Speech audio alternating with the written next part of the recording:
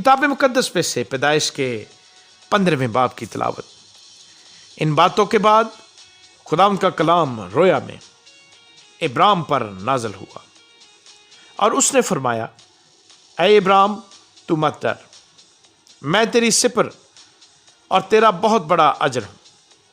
ابراہیم نے کہا، اے خداوند خدا، تو مجھے کیا دے گا، کیونکہ میں تو بے اولاد جاتا ہوں اور میرے گھر کا مختار دمشقی علیزر ہے۔ پھر ابراہیم نے کہا، دیکھ تو نے مجھے کوئی اولاد نہیں دی، اور دیکھ میرا خانہ زاد میرا وارث ہوگا۔ تب خداوند کا کلام اس پر نازل ہوا اور اس نے فرمایا، یہ تیرا وارث نہ ہوگا، بلکہ وہ جو تیرے صلب سے پیدا ہوگا وہی تیرا وارث ہوگا۔ اور وہ اس کو باہر لے گیا اور کہا کہ اب آسمان کی طرف نگاہ کر، اور اگر تو ستاروں کو گن سکتا ہے تو گن۔ اور اس سے کہا کہ تیری اولاد ایسی ہی ہوگی۔ اور وہ خداوند پر ایمان لایا اور اسے اس نے اس کے حق میں راست بازی شمار کیا۔ اور اس نے اس سے کہا کہ میں خداوند ہوں جو تجھے کسدیوں کے اور سے نکال لایا کہ تجھ کو یہ ملک میراث میں دوں۔ اور اس نے کہا، اے خداوند خدا، میں کیوں کر جانوں کہ میں اس کا وارث ہوں گا؟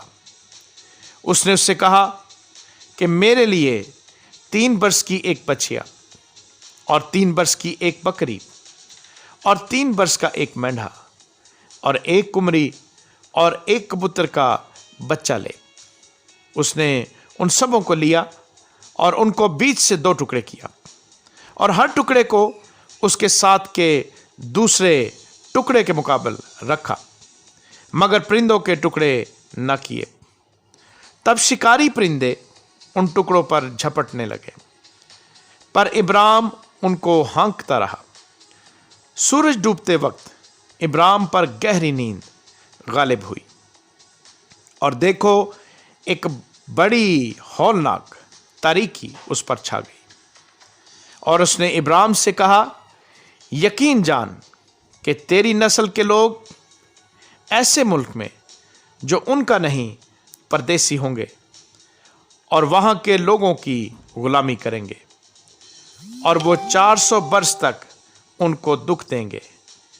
لیکن میں اس قوم کی عدالت کروں گا جس کی وہ غلامی کریں گے، اور بعد میں وہ بڑی دولت لے کر وہاں سے نکل آئیں گے، اور تو صحیح سلامت اپنے باپ دادا سے جا ملے گا اور نہایت پیری میں دفن ہوگا، اور وہ 4تھی پشت میں یہاں لوٹ آئیں گے، کیونکہ اموریوں کے گناہ اب تک پورے نہیں ہوئے۔ اور جب سورج ڈوبا اور اندھیرا چھا گیا تو ایک تنور جس میں سے دھواں اٹھتا تھا دکھائی دیا، اور ایک جلتی مشعل ان ٹکڑوں کے بیچ میں سے ہو کر گزری۔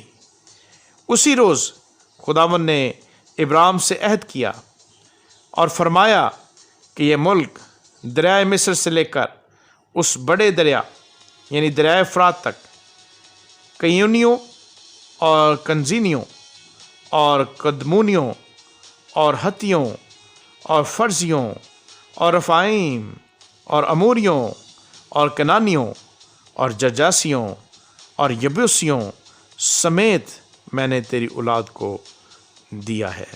آمین۔